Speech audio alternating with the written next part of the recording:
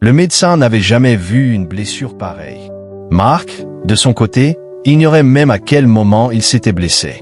Le praticien se contenta de lui remettre une pommade, lui conseillant de l'appliquer régulièrement avant de rentrer chez lui. Mais ce soir-là, la douleur devint insupportable. Le lendemain, Mark subit toutes sortes d'examens médicaux. Aucun spécialiste ne parvint à comprendre ce qui n'allait pas.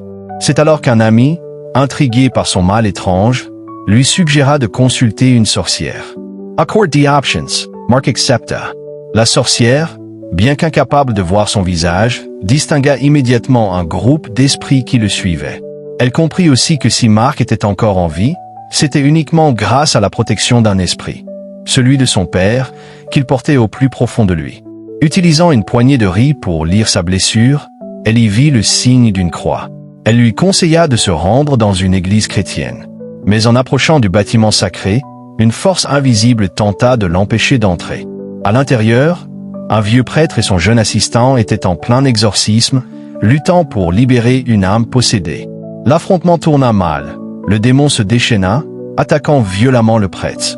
Terrorisé, le jeune prêtre s'enfuit, laissant son mentor seul et affaibli face à l'entité maléfique.